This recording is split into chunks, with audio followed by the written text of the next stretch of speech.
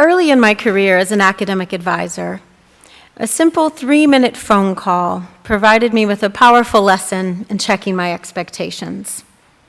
It was about 13 or 14 years ago in late April, one of the busiest times of year in my office.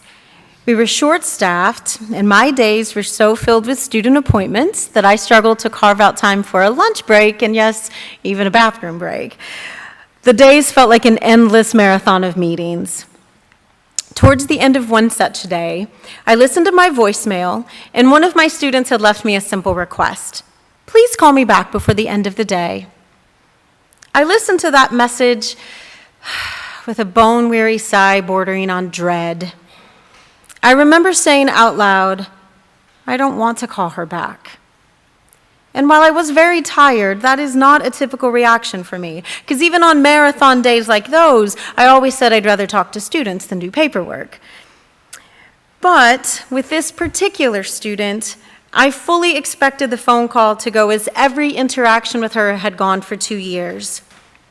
A series of complaints, fuming about a classmate, railing about a group project, disputing something with a teacher, demanding that somebody, usually me, fix the latest problem. I sat staring at my phone, resenting that I would end my day with such negativity. But since I didn't want to start the next day on that note, I took a deep breath and called her back. Thank you for calling, she said. I've been working on my senior portfolio.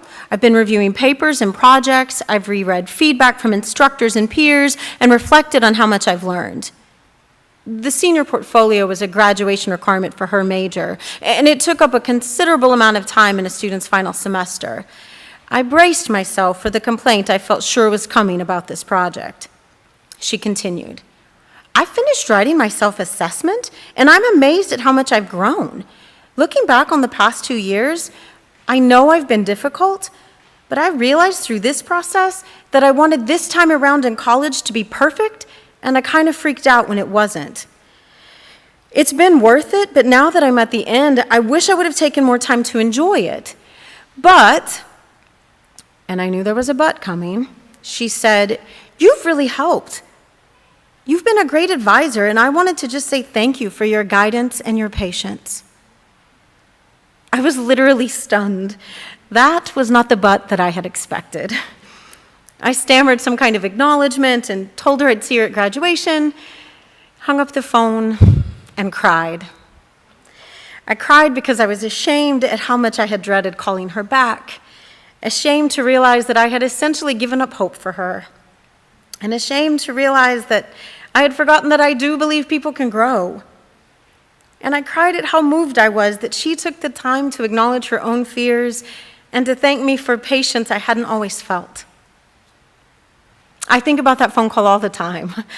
I think about how she almost missed getting to that point because she kept expecting perfection, and about how I almost missed that moment because I was expecting the worst. That phone call taught me, is still teaching me, to check my assumptions and to steer clear from the extremes of low expectations and perfectionism, both of which nearly robbed me of a powerful connection. When I'm tired and stressed and tempted to give up on some situation or person or myself that isn't going how I want, I remember those 3 minutes in time, and it reminds me that it's the little moments that matter, and it's the little moments that I don't want to miss.